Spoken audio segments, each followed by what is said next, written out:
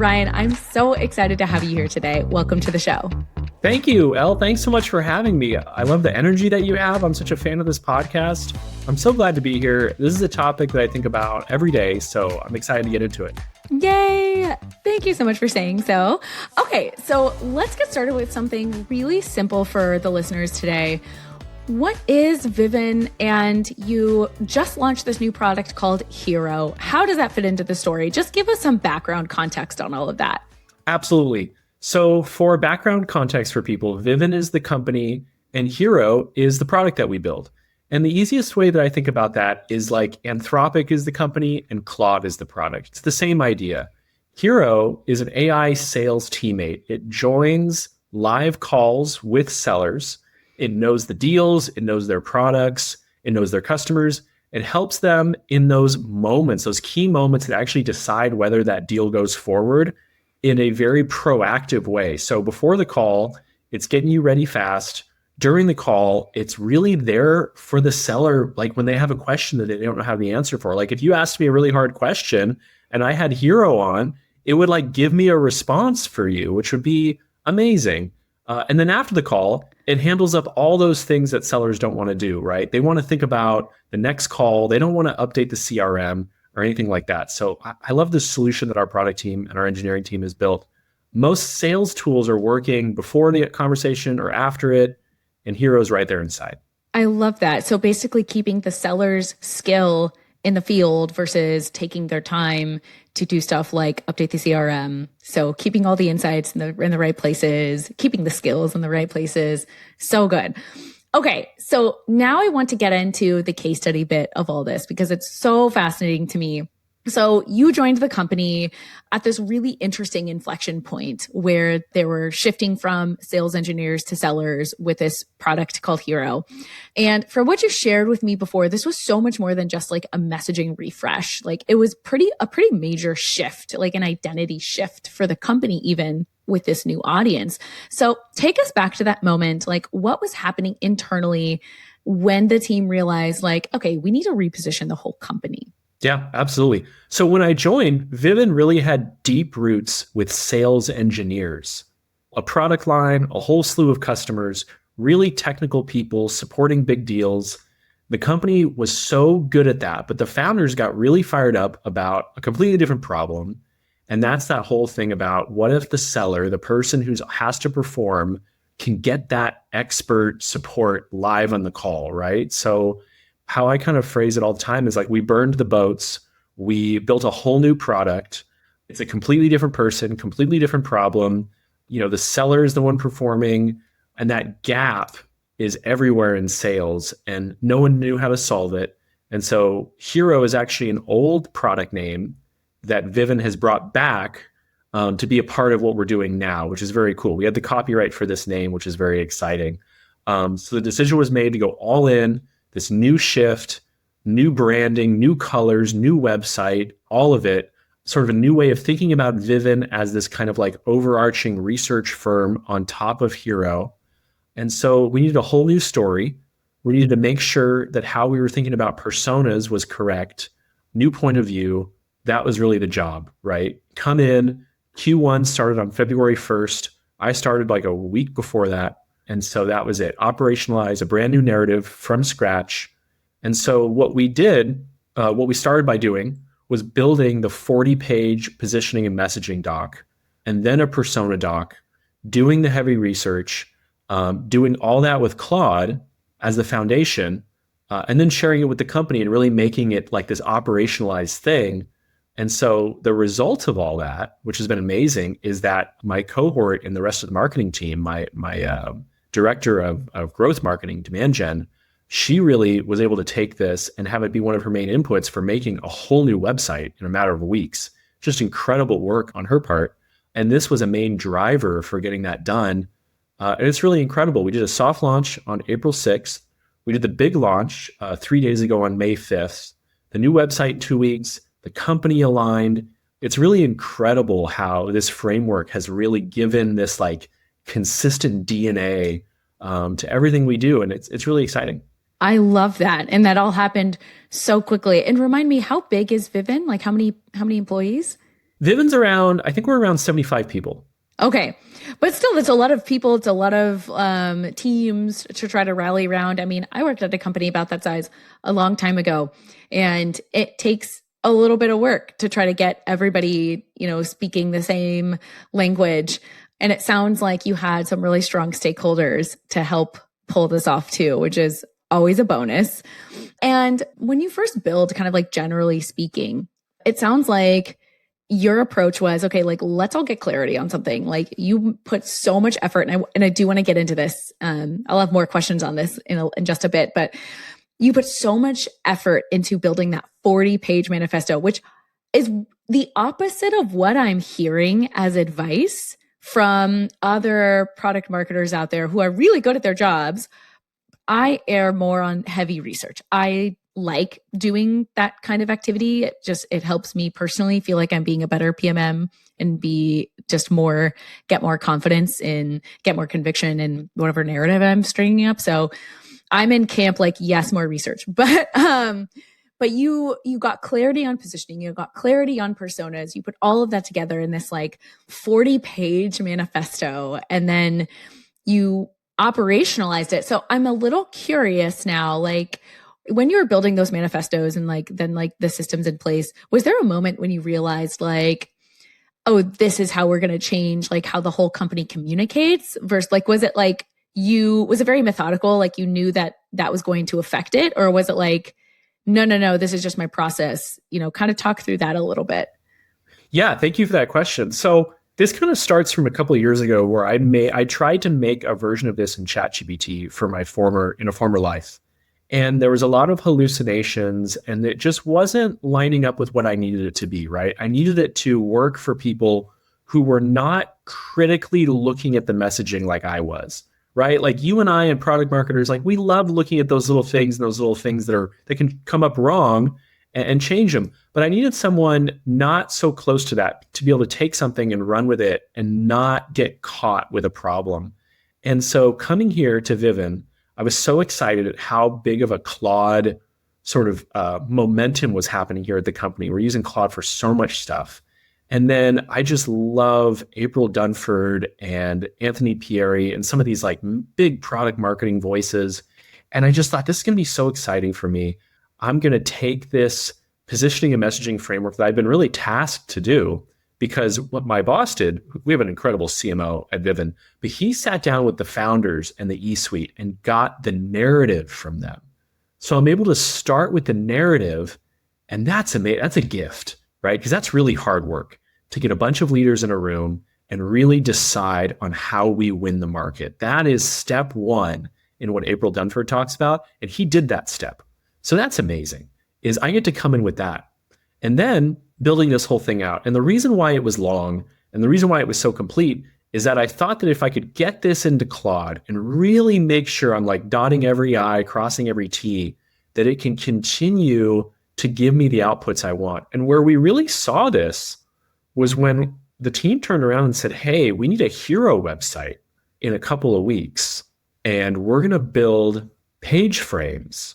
And then I'm going to download that page in HTML. I'm going to throw it into Claude with all of my messaging and persona framework and all of my persona research and all that stuff that I built and our copy guideline that we wrote. And I'm going to say, take this HTML framework and Mad Lib this, like, because you know what we're all about. But like, for example, we're going to build a page, a homepage, like, and give me good copy. And it gives me like a 75% because of everything I've built in and all the stuff I put in. And I've taken like Fletch PMM frameworks and put them in there. And I've like put all these things in there and kind of built like my little like small language model in Claude.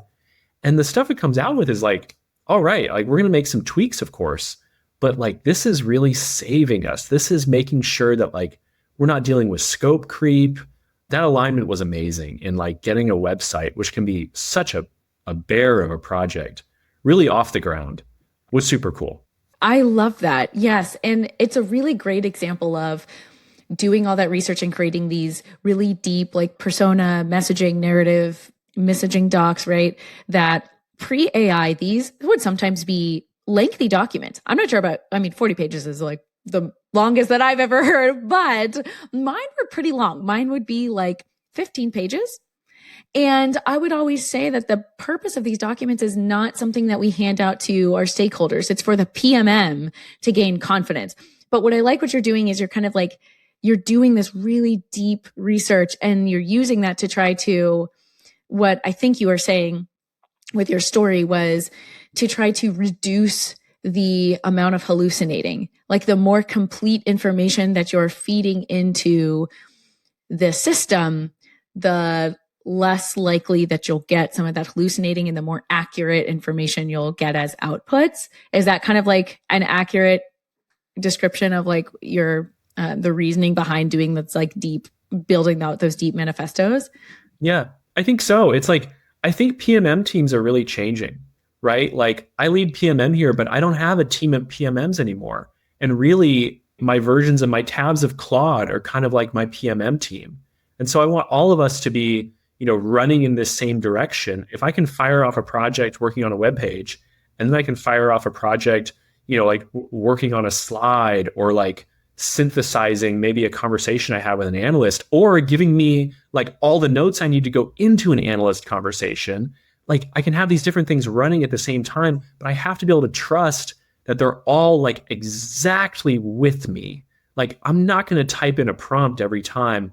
And so I just wanted to not only me hold the system accountable, but the system like hold me accountable when I have ideas that can kind of go astray, which happens all the time, right? Like when we talk about value props, it's so easy to get into like time savings or these like little things. And then I love that the system I built is like, hey, wait a minute, that's not one of the key things that we've sort of established in this framework, which is great. So I love that feedback loop. I didn't even think about it as a feedback loop, but that's an added bonus that, maybe intentional for you, but for me would have been more of like a happy accident. That's okay. So cool.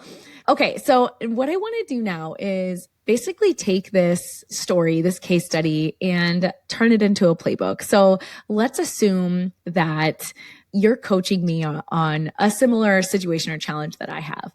Say that I work at a company and it's the parent company, but I'm releasing a new product. It's speaking to a completely different persona.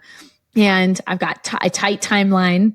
I'm trying to do things really quickly within the next, less than a month, we'll say 2 to 4 weeks. And I want to operationalize it the same way that you did with Hero at Vivun. What is step one? Where do I get started with all of this? Yeah. So the first thing I did was I had like the junior version of my framework, and then I had like the blown out version. So the first things I have to kind of figure out right away, right, is like, who is the new person that we're building this for, right? And this is where some of that Anthony Pieri stuff gets into of like when would I use this? I got this because I got really into some of these Exit 5 podcasts in the last year. And that was something he jumped on about is like, there's so much noise in the market. What people really want to know is like, okay, you built this for me. When would I use this? And then the question of like, who is this for? Really into those basic ideas, I think is huge. And then back to April Dunford is like, what's the condensed version of this framework? It's the who it's for. It's the problem we're solving, right? We've got to align how we see the problem the same way as the people we're trying to sell to. We've got to see the problem in the same way. What's our differentiated value? Of course, right? We've got to make sure that we define that really succinctly. So who it's for, what's the problem that we're solving for that person that it's for? What's the value that we bring? What makes how we're solving it different? What's the impact on their lives? What's the proof, right? That's my next section here. I have my kind of framework here on the side here. Got to have a classic positioning. So that's next, the positioning statement. And then something like we call benefits ladder, where we're looking at like, what's the emotional benefits? What's the functional benefits? And so we kind of like put some of those together. And then the last line of it is like how to sanity check the new message. So for us, it would be, if this doesn't help a seller prepare, respond, or follow through when the pressure of the moment is on, then it doesn't belong in what we're doing. So that's kind of the initial thing of it. Yeah. So your step one is basically like do the classic product marketing work. Like, who is it for? Why are we doing this? What's our differentiator? I love the benefits ladder. I haven't heard it articulated that way before. So good. But that's very classic. That's not like, hey, let's plug stuff into AI. I love that you didn't start there. You started with like, do the classic product marketing work. And then once you have that, what do I do with that now? So let's say I did all those things and maybe I use some other tools to do that. But is that the manifesto or does that go into the manifesto? So it's funny. It's kind of back to the feedback loop idea where like, that's where we start with like really defining those things. And what's also funny about this scenario is that I'm brand new to a company. And so I'm pulling in the narrative and I'm kind of like, in the Google Drive, like trying to find all the information and make sure I've got everything. And what actually ended up being very lucky for me was that I had to do this a couple of times because I left out some very key inputs. I've been with the company now for 3 months. I don't remember what those were, but I remember doing the big version and being like, oh no, I missed some key things and kind of going back through and doing it all again. Of course, I'm using AI at that point with the help of AI. I start with those things and then I'm getting into the complete framework of like, I want to make sure I'm showing in this document, like how to use this document, like what's its purpose, what's it for, right? That's kind of my like chapter 0 of like, this is a positioning thesis. This is a new product. We do have customers, but like great product marketers say, like we really need to have a lot more raving fans, which will help us kind of refine who this is for. But I really established this as a positioning thesis, who it's built for and all that stuff. And then the next 12 to 13 sections are the positioning foundation, why market context, why now, all those kinds of things of like, sort of like classic narrative ideas of like, what's the fishbowl that we're in, right? It's a lot of that stuff around, which is a huge part of our narrative of how no one has any patience on a sales call, right? That's the world that sellers are in. That's the world that buyers are in. There's no patience. There's no time for, let me get back to you or let's have another meeting. If we start from that angle of that true reality, then it's like, okay, we see the problem the same way that the person we're trying to sell it to does, right? And then it's like, well, we built something for helping you in that moment. So if we're seeing reality on the same page. So a lot of my manifesto is talking about why we're sort of defining market reality in that way of how sales teams are operating, how important the moment is as a unit of value. What's the cost of missing that moment, right? Like I'm being very verbose with all these things. Why existing approaches break down as AI raises expectations and sort of fits around sales deals. It's not really reducing the risk of that key moment. So it was really fun to kind of get into the Raskin style of like what Zuora did years ago, the classic sort of strategic narrative deck. A lot of that was a lot of the front-loaded part of this manifesto to make sure that like we are defining the market, defining the problem before we even start to talk about like who Hero is and who Vivun is. I love that. Yes. And I'm a huge fan of the Raskin style of storytelling. And what I love about this, okay, so part of your step 1 is, it was a little bit of your onboarding of just kind of learning the product, learning the company, but that fit really nicely into building out the, okay, why are we doing this? Who is it for? What are our differentiators? And then moving it kind of into step 2. Now you have that outline of the manifesto. So step 2 is kind of creating that master manifesto and all of those other sections that you were mentioning that go into that, including the filters of does something fit or not, and creating that criteria really helped you narrow down what goes into this and what doesn't in terms of, aspects of not necessarily that narrative, but like the manifesto itself. So I guess once I do all of that, assuming I've got my manifesto and now what do I do with that? Like it's full of persona information. It's full of, it's the narrative. It's, you mentioned a couple other things that you like assets or documents that were used to kind of build out this Claude project. But like, is there anything else that's more here? Or are we ready to move on now to the next step of the process? Yeah. So the rest of the manifesto is really, we get into target personas, we get into like the core situation, right? Kind of back to that Anthony Pierre thing of like, when do I use this? When's the best moment? I love drawing from that. Old way, new way, what's required to win. That's another section. How hero meets all this, differentiated value. And then there's like proof points, evidence, when would I use this, key messaging outputs. That's all the rest of the manifesto. But the other two key documents, we worked on a copy guideline that's really more about like how we write, right? What's the way that we write? That's a key input for a Claude project. And then the third one, the one that I've really kind of exploded on, and let me kind of open that up so I can talk about this, is I started to really build this huge persona research doc in Google. And that was really like defining the quota carrying seller under pressure is what that is. Like the person alone in the moment on the call. I had some early testimonials. I had some kind of like early ideas of who these people are. But then I got to use GetWise, which was really great for persona research and for really finding out what sellers are thinking in those moments. I went and crafted like my list of ultimate questions that I wanted to go ask sellers. And GetWise is an amazing partner for going out and conducting that research and finding sellers and asking them, like, for example, in my situation, like, what are the two things that you have to do before a call? Like, what's something that you're stressed out about during a call? You have 5 minutes after your call ends, like walk me through those 5 minutes. And so really getting into like what it looks like as a seller.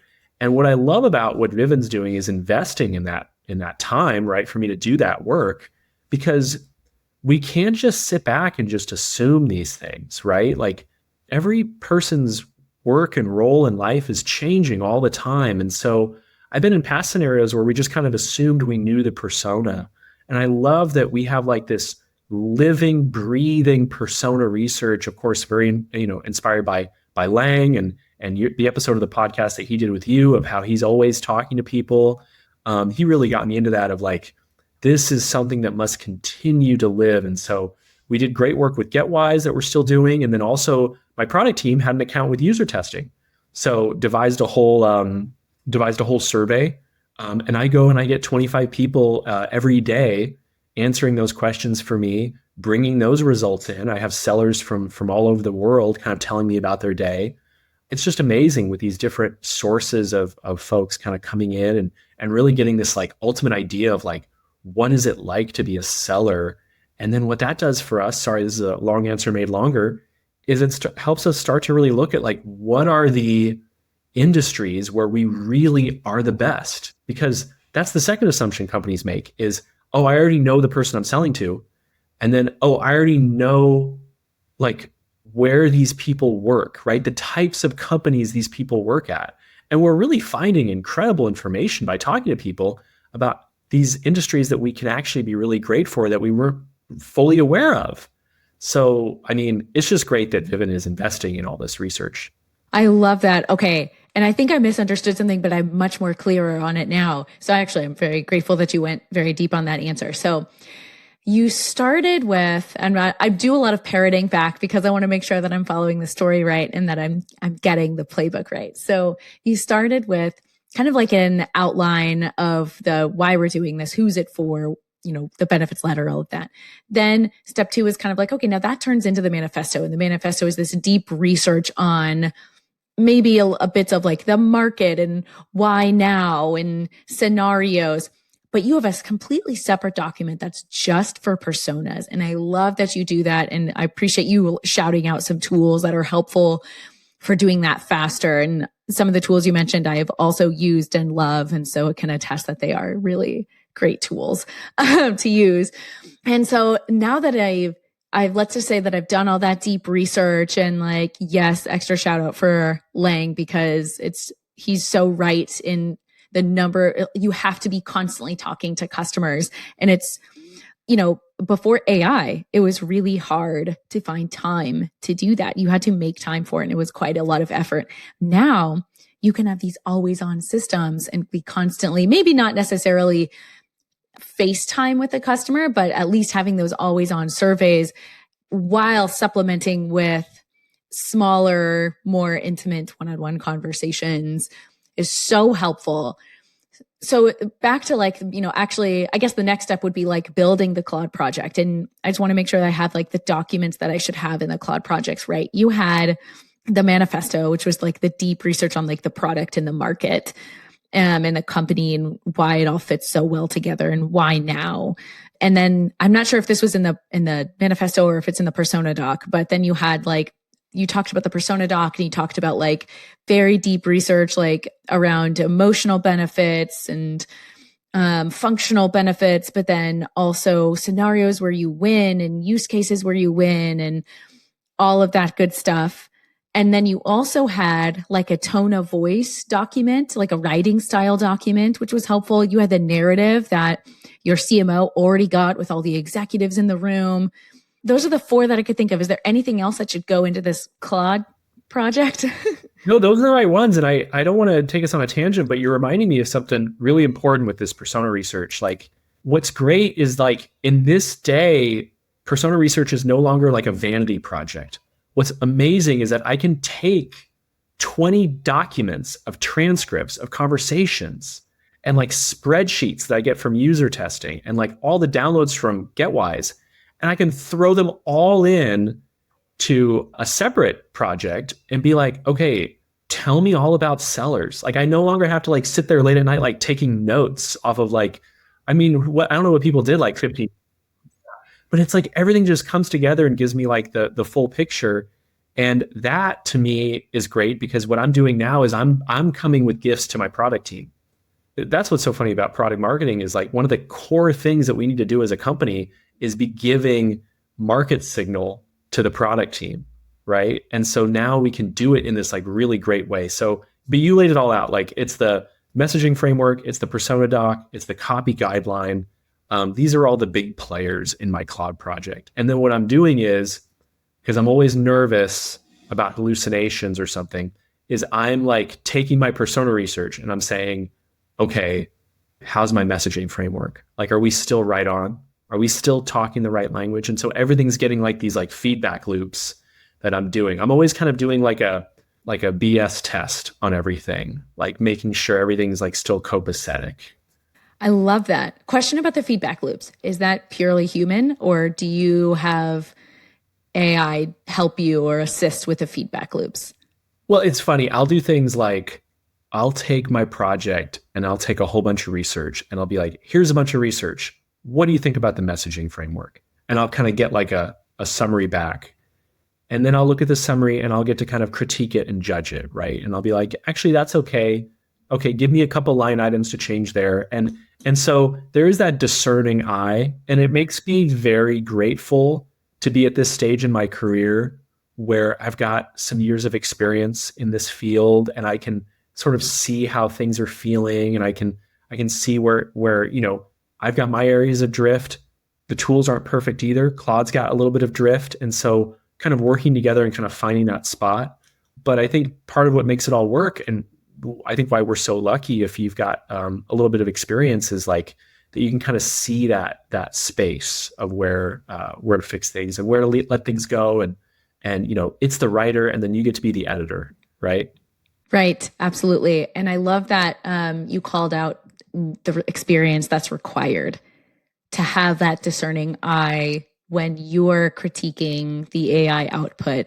And it's so valuable. I say that to all junior PMMs or PMMs who are just making, or if you're making a career pivot or whatever, to make sure that you build the craft and then use AI to 10x your value. But you have to have the experience so you know what good looks like, so that when Claude or ChatGPT, whoever, like whatever AI tool of choice gives you a deliverable or an output, you can say like, no, not good enough. No, that's not right. That's missing XYZ.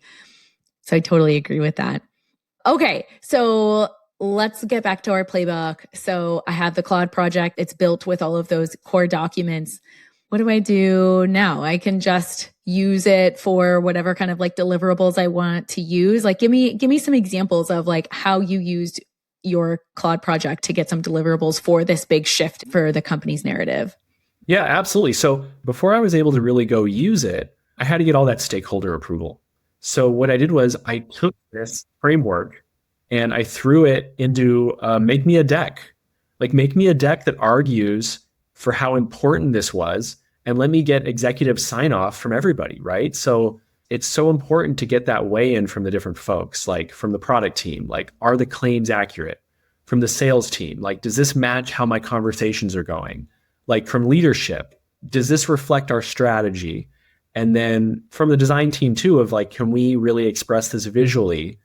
I own the framework, but it's so important that everyone's bought in, right? You've got to have that buy-in. And so that meeting went really well. I really focused on the sort of that image of like ducks kind of flying in formation and how important that is. And I'm such a big believer that like a good company has a message and a differentiated value, but a great company has the ability to make everybody fly in the same formation.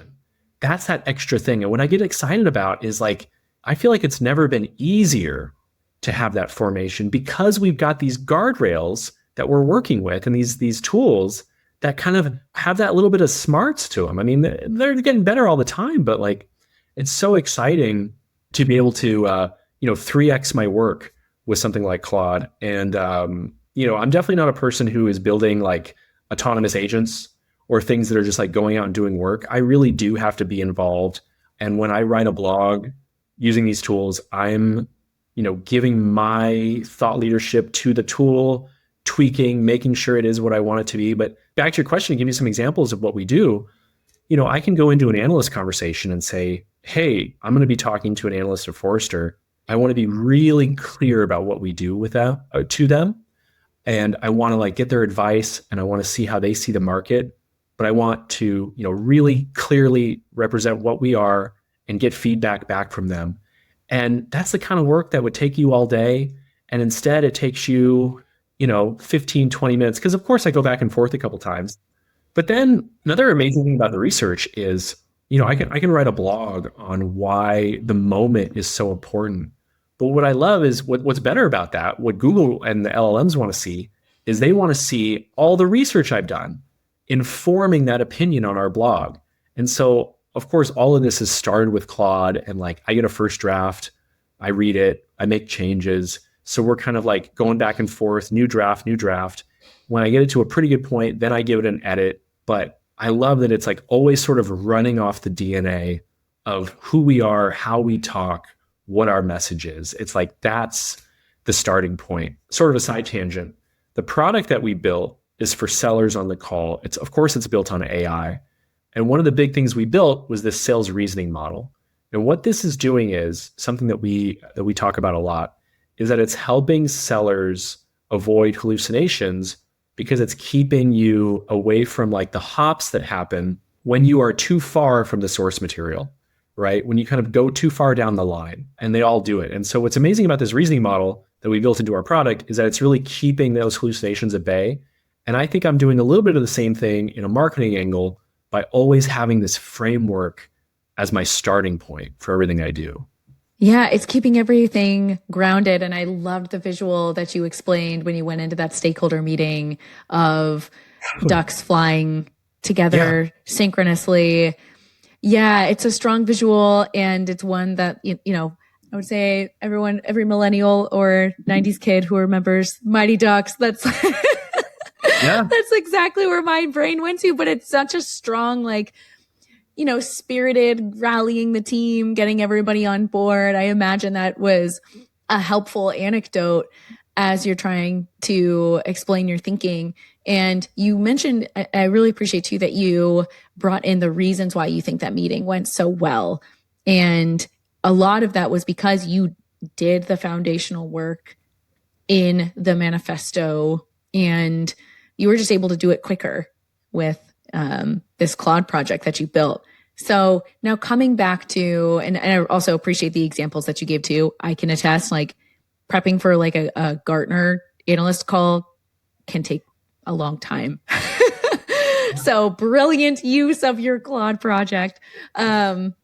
Okay, so coming back to our playbook, I have the Claude project. Now you mentioned the feedback loops. Okay, so I build out like the deck for like, all the things that I want to do with this big narrative and like the shift for the company.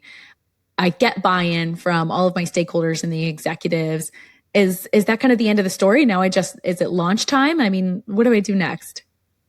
Yeah. So kind of what's happening next is, you've got this framework, the team loves it, and now like it's going into action. So we're putting it into our booth messaging because we're doing a ton of events the next couple months. We're putting it into our website because we just launched that whole website. So like, for example, on the website, those pages that are really tough, right? Where it's like, hey, we need a page talking to sellers. We need a page talking to sales managers. We need a page comparing us to Gong, comparing us to Agentforce.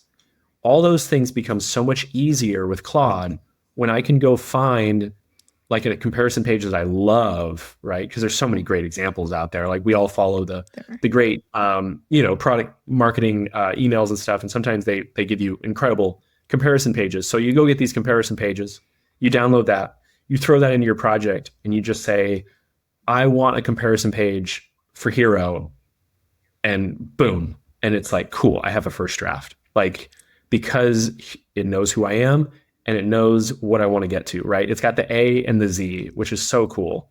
So that's a really great example of like how to use this kind of thing, is in all these pages. And then, but also we're going out, we're doing billboards and we're doing stuff like that. And so that's where the research thing comes back in, because I can come up with a billboard idea. And I think something that we're probably going to talk about in a little bit is one of the pieces where humans are still very important in what we're doing. And that's a big one. When it comes to creative ideas, I had to come up with the billboards completely myself. Like AI is not going to come up with 5 perfect words to put on a billboard. Like that's the human touch. They don't get puns and pop culture and the visceral reactions that humans have. They don't get those things, but they can help you write a blog on whether you should build an AI sales teammate or buy one, right? And they can sort of help you with like long form content, and you still need to apply a flavor to that. But that's what's interesting, I think. That's kind of that back and forth difference. I totally agree. Yes, like having the human touch on copy editing, and especially on short form copy. To your point, AI is really good at like hacking systems. And I don't mean that in a creepy way. I mean that in like knowing how to put together a blog to optimize for SEO, AEO, et cetera. That is something that I think AI would be really good in assisting you with.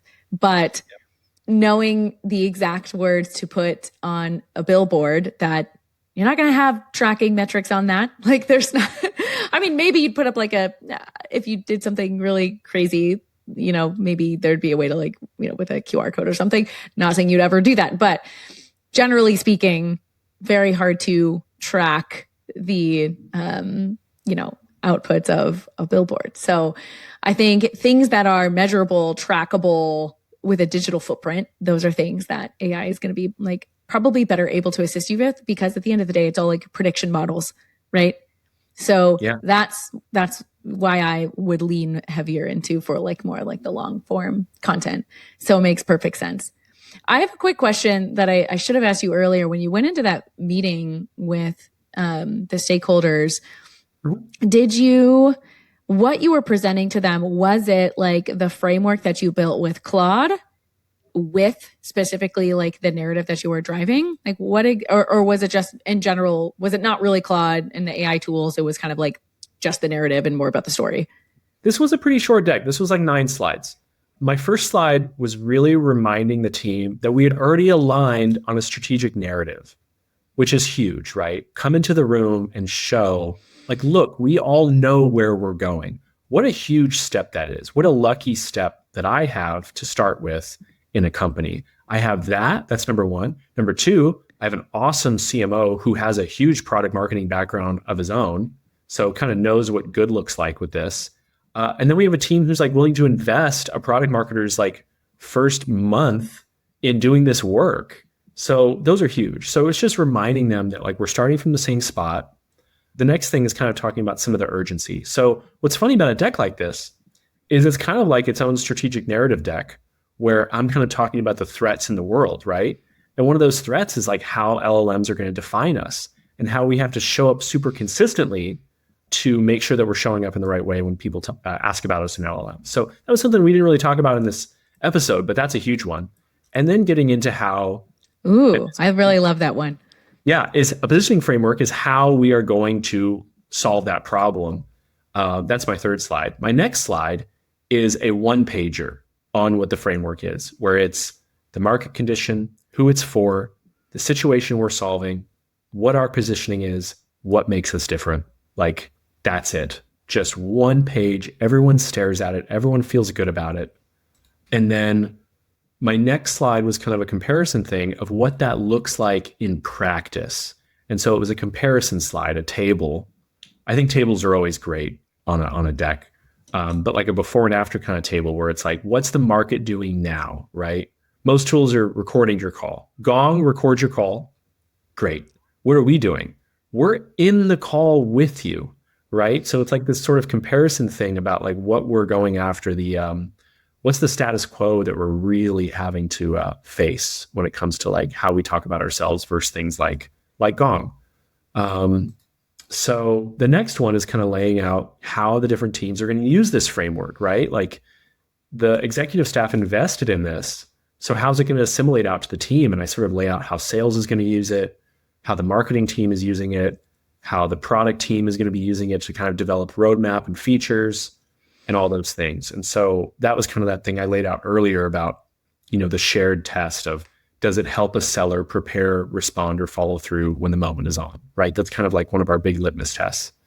The next slide in this executive buy-in framework was, how we keep the gap closed between what the LLMs think we are and what we actually are. And so it was kind of laying out how we're going to do that, right? Where we're going to use this system, what the content is that we're going to build, how we're going to reinforce these things every quarter.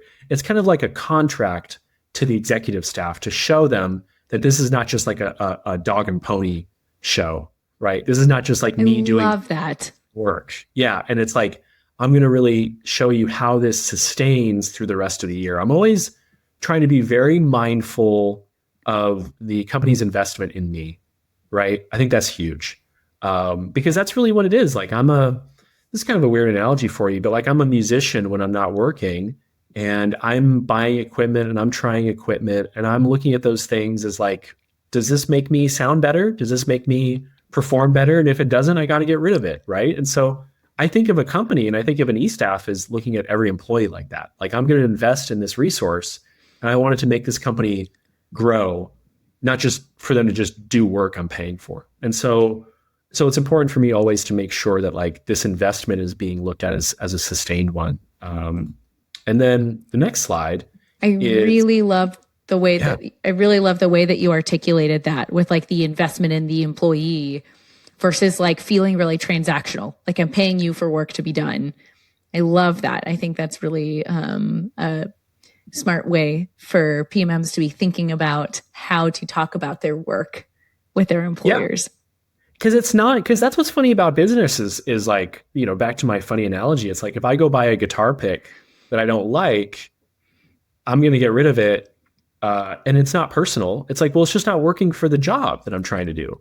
And so I think every employee at a company has to look at it that way. Is like, I'm pushing the business forward. I'm pushing the stakeholder value forward. And so the first slide is about how we keep the gap closed. And then the next one, because a leader is always going to ask this question, is like, okay, well, how do we know this is working? That's kind of my last slide. Like, okay, these are the things we're going to do, and now how are we going to measure you, right? So that deck was huge, and it went great, and so we've been using this framework ever since. I love that. Okay, so back to our playbook. Let's just say I borrow your outline for my slide deck. My call with my meeting with my executives and my stakeholders goes really well. Now it's just execution time, right? Like we're using that Claude project. We're generating those web pages. We're building out whatever resources we need, all within the guidelines and the, with those foundational documents of the Claude project, but then also still using human touch for the, parts of copywriting where you just need to. is that the end of this playbook? Is there anything else you'd add? And then if not, I guess like take us home with like one piece of advice that you want PMMs to walk away with from doing a big project like this. Yeah, so it helps me. I think one of the big things that this helps me with is context switching. I've kind of realized. So in this big launch, right, I've got to update Crunchbase and Salesforce App Exchange and G2 and all these different websites that talk about Hero. And having this project allows me to go in and say, hey, I need the 120 character version of Hero.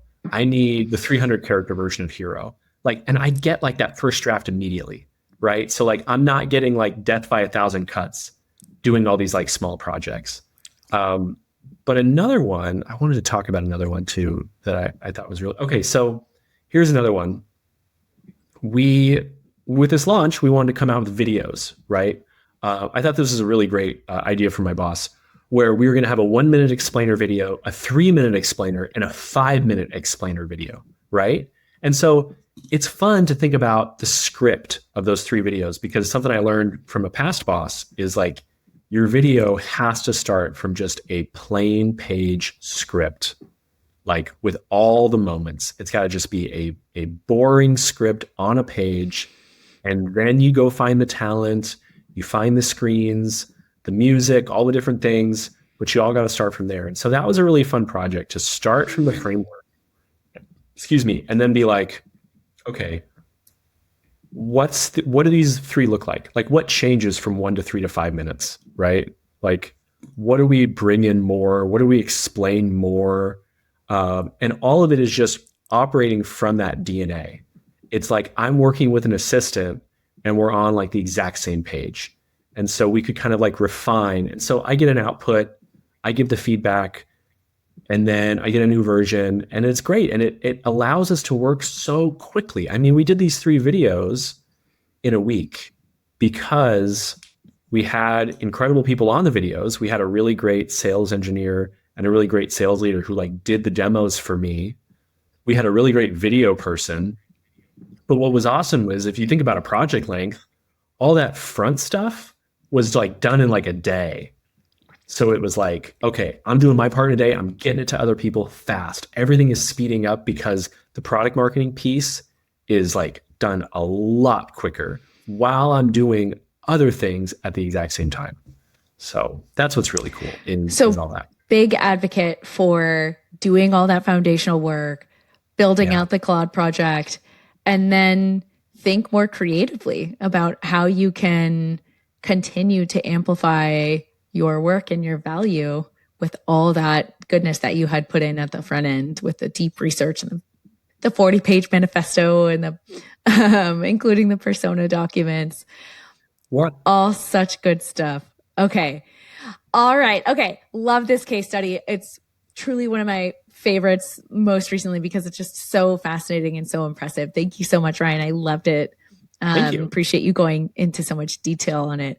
Now it's time for the next segment of our show. This is the messaging critique. This is where, as product marketing experts, we get to analyze real world messaging.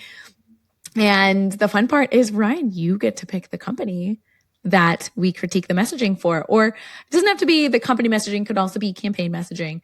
Okay. So quick ground rules. Try to pick a company that you feel pretty comfortable talking about and that you know the market pretty well. Then tell us what the messaging is, just quick overview, what the company does, and then tell us what you're loving about it, what's standing out really well, and then something you wish the PMM would have considered differently. And then we'll brainstorm, iterate on how that PMM can take it to the next level. Yeah, absolutely. It's funny. I brought up a page on my screen here. This is a site that I love that I haven't actually looked at in a while. So it's a site that I've loved in the past. It's a site that I haven't seen in a little bit. And so it feels like a great chance to like see like, what are they saying now? Right? Let's do it. Reveal the company. Who are we looking at? Okay, cool. So I love what UserGems does.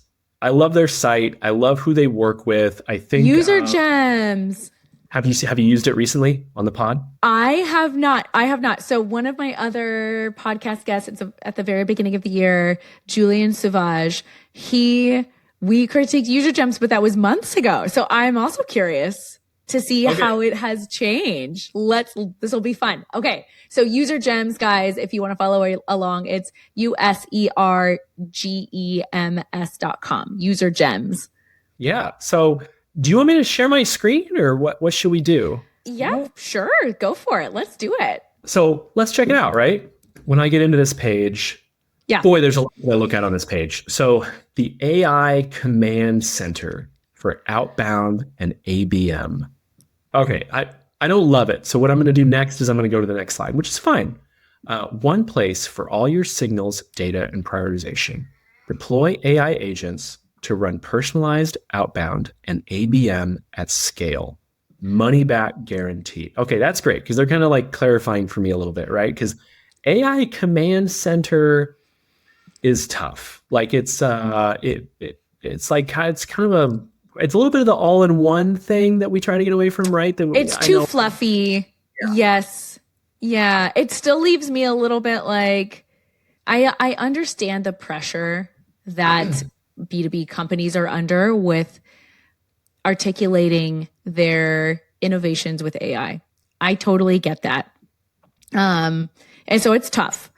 But throwing it in, and I'm sure I'm probably being a little bit more flippant than was intended, but it feels a little too fluffy for me. And it causes me to immediately think like, are you trying to be bigger than you actually are? It's moving away from differentiator, I guess is what I'm saying. And to your point, like being too much to too many folks. Okay. So I don't want to get into it, but, what's your critique? What's working really well with some of this? Well, here's what's funny. Like because I just pulled this up and just got it kind of like you just did. We just got it kind of flashed at us. Like this wasn't something that we prepared for, you and I. So right. Oh yeah, of course. Right. The more things are starting to sort of poke out to me a little bit. So it says here, trusted by the best revenue teams. And so now I have a question of who is using this product? Like, who on the team, revenue team, like, okay, so who on the team? And I come back up to here and I say, okay, the AI Command Center for outbound and ABM. So that must be like your SDRs, I think, are using this. So one place for your signals, data, and prioritization. Deploy agents to run personalized outbound and ABM at scale. My question is, are my SDRs using it? Are my salespeople using it? Are you replacing those people and is a leader using it? That's where I'm a little confused about who is using this in what world or size of company, right? Is that how you feel too? Yes, absolutely. Yeah, I know exactly where you're going with this. And the other thing is that when they say the best revenue teams, and then they have, it looks like a list of logos down there, they're trying to be complimentary to their customers because they're the best teams. But if I'm not a customer, does that mean I'm not the best? Like, it's not a big deal. It's very picky. Okay. Keep going with what you're thinking on some of this. Yeah. So it's a little bit, what it feels like to me is it reminds me of another homepage that we can pull up real quick. And the vibe I get is like, we don't have to be that clear because we already got customers and we already have it going on.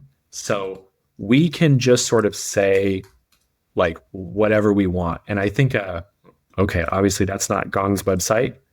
All right. This is what live is all about, right? We're going to find out what Gong's I know, right? URL actually is. All right. Gong.io. Okay. Don't know what gong.com was. Luckily it wasn't anything too weird.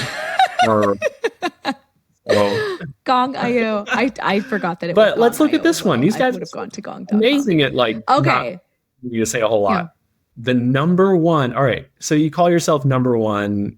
Who's like, it's almost like when the car companies give themselves awards, right? It's like, it's a little funny for the operating system. According to who? Yes. It's funny that they say this because operating system for revenue teams, like to me, that would be your CRM. Right? Like that's where your point of truth is. And we all know who the big CRMs are. Mm-hmm. So that's what's kind of funny about that headline. And then this is just sort of a funny thing. I don't know what it really means. And then built to help your revenue team. Yeah. Yeah, sorry. Let me throw the mic back. You jump in, please. Yeah. Well, so what I'm thinking when we go to like UserGems and it's kind of getting back to that really top level messaging of like the AI command center. And then we go to Gong, we're like the number one AI operating system. To me, I'm like, what's the difference? Like, I'm sure there is a difference, but what I'm getting at is that like, I think these B2B companies are under a lot of pressure to bring in this like AI speak into some of this like really top level narrative, and it ends up getting very like too fluffy, I guess is what I'm saying, and Yeah. it confuses me. And that can be okay if you provide with some like intrigue, and it's like, okay, well maybe I want to look a little deeper. So and this could also be that I'm not the target persona for some of these, but I guess like my initial gut reaction is like, tell me more, because it's not quite saying enough for me to feel it's feeling more of like rolling my eyes, like, okay, more AI stuff being, shoved in there. So, but that's kind of my first take on like something that I wish the PMM would have considered differently, is like, let's lean heavier into differentiators than trying to run with a me too, I have AI. Look, I have AI. Like, so that's my first reaction, but I've only been looking at it for like 2 minutes. So what about you as you're kind of like looking at the difference between these? What's your take on it? Yeah, it's funny. Like, I love looking at the flow of a site, and then we can kind of talk about some of the stuff on the top. So like, you get in here, and what Gong is clearly trying to do is say, look, we are no longer just what we used to be. We are AI. We are AI. Like, and then what they're doing here is they're saying, let's show you some AI, right? We're going to have this auto playing thing right here.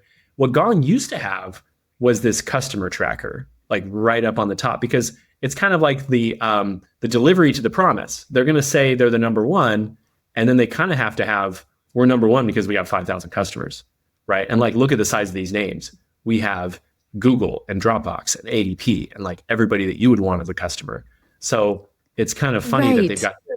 And then they just kind of stuck this sort of like quick, AI thing on here, which is cool, I guess. And then they're right into like, here's how people are using it, right? Customer proof, sort of down the line, and then into things that folks probably aren't reading a whole lot past this point. And then getting back to this one, we kind of talked about this top layer, and it's cool. They're doing the customer proof thing right here off the top. I love this idea that companies, kind of a more modern design where people are putting the case studies like right up in the top area, right? That's like the new thing, is like, have your logos and the case studies together. That's very cool. Companies are switching from 6 cents to UserGem. I like that. They are like planting a flag. That's bold. It's very bold. I'm really excited to click this, see the comparison link right here. I think we should click it. The other thing that I like about this is that, like, if you were new to UserGems, I think UserGems is a smaller company from 6 cents. I might be wrong. I think it is. So it gives some context into like who you should compare to us, or who you should compare us to. And so it gives the customer that context. And then it also like states the alternative of like, hey, you're using this, like consider using us. So I like where that could evolve into in terms of, maybe like competitive campaigns or something. Yeah. That's I like that insight. And it's funny, on this page you get here, and I actually have a problem with this book demo button. I think when you think of like a person's flow in this moment, like you just said, they're like, oh, I know 6 cents. What's UserGems do? I'm going to click this link. This sounds spicy. I think right here is a wasted opportunity. They should have something like get a video walkthrough of the difference, or like give me like more for like, I'm not going to book a demo right now. Like I wouldn't be surprised if this ever gets clicked on this page in this moment, right? Like, not happening. So this is a really good piece of insight, and I would love to see UserGems take this to the next level, where instead of they're doing like feature comparisons, they're like bring customers more into this. Like, go do some user gems. You probably already have some of this research, but like, what are your customers who are switching? What are they saying? You don't necessarily have to name them here. Get their stories and see what you can do with that in terms of content, rather than doing like a direct feature comparison. Because I think that's a classic PMM trap, is getting when you do competitive intelligence, is the feature comparison. And like, yes, that there are times when like that does matter. There are table stake features that, you know, your customers require. Like, yes, of course, but it's more often than not, there's more to the story than just the feature comparison. Yeah, it's tough, right? You're reminding me of one of my favorite business books I've read lately, and that's the April Dunford Sales Pitch book, where a big thing, and it's something that we really put into our first call deck. I was so excited that the team kind of allowed me to get inspired by her book, and then like they were already on the same page of like how we started off. What folks are really looking for you to do on a page like this is show that they can trust you, show that you can be like a market advisor, right? Like April's analogy is like, I went in to buy a toilet for my remodeled bathroom, and I need that salesperson to bring me along on the journey of like what this market is and why I need what I need. If you kind of give someone a table where it's a bunch of greens and reds, you're not really getting that trust, right? From what's happening here. You're not showing that like everybody's got their place in the market, and maybe what I need is this, and 6 Sense is good at this. So I think something I'd love to see in this table is like where 6 Sense shines, and they are doing it a little bit here in this advertising section. But I think that's something kind of funny, and I don't know, that's what I think makes a great comparison page, is like you are a trusted market advisor. I love that perspective. I love it. Okay, so is this how you'd like to see UserGems kind of take their storytelling and narrative to the next level? Is there anything else to the story here? Gosh, let's go back to the front here. I still really love what they're doing, and kind of get in here into AI agents, into these solution pages. It's funny, I haven't looked at this page in a long time, but customers, you just go right to that page. Hall of Gems, I'm not really sure what that is. And then they've got resources. Here's what's funny, and it's something that I think every company should really rethink when it comes to resources, is that no one jumps to a site, goes into a resource center and says, I feel like a classroom today, or I feel like a webinar today. And like, we've got to get out of like the type sort of being that front door, right? Like, we've got to come back to like I know this is like a dramatic word, but like all anybody cares about are their problems. And what your product is trying to do is like help them survive their problems, right? And so I think there's like this reimagining of a resource center where it can be the sort of the input points to solving their problems. And they probably have that if I click into this, now they're kind of into that space of like reach out to past champions when they change jobs, like revise closed opportunities. Like these might be those examples for UserGems, but like what are like the headlines that someone would actually care about? What do you think about that? I love that. And I'm bringing us back to what I said a few minutes ago around go talk to your customers again. You probably already had this research, so go look at it again. And how can you repackage what you already are hearing from your customers? And I love what you're saying about reimagining resources for your customers, but use their voice to do it. So like, how can you repackage their own experiences, their pains, their frustrations, their hopes, their dreams, repackaging it into content and assets that will help them continue through that journey into discovering UserGems and maintaining a healthy journey to becoming a customer.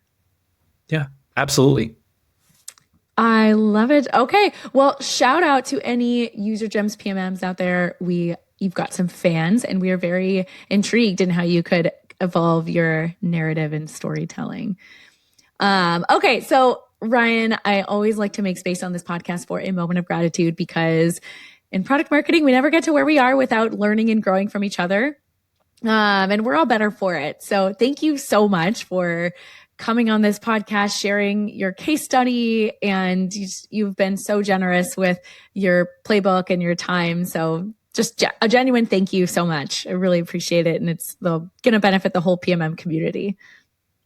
Yeah, thank you. I mean, if I have gratitude for some folks, I left my last role and I got a new role within a couple months. And there were some people who really helped me with that shift. There was Jonathan Pipik, I think I'm saying his last name correctly. Yes, really great. Yes. He gave me really good advice on like my portfolio. Philippe from GetWise has always been, in my corner, which is amazing. My old boss, Joe Andrews, is a product marketer from Zuora, who was the CMO at SupportLogic, amazing product marketer.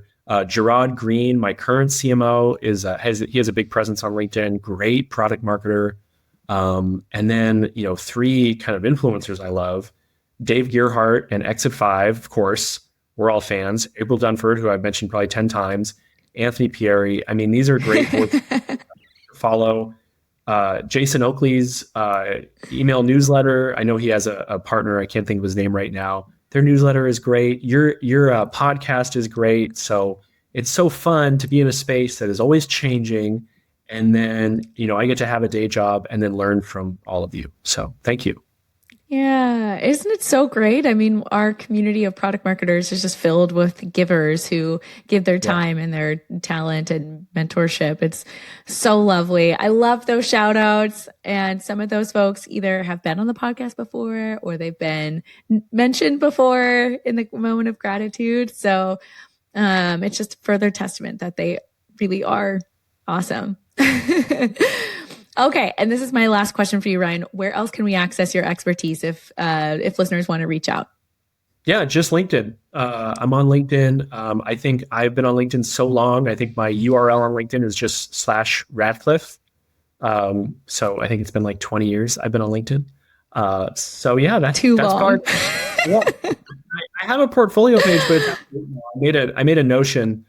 And it was really fun building all that. But since I started here, I haven't touched it. So it's a little out of date. It changes so quickly. Yes, it changes really quickly. So awesome. Well, again, thank you so much, Ryan. And hey, PMM listeners, if you like this episode, please share it with a PMM friend. I'd be so grateful if you would leave us a review. It helps so much with our reach.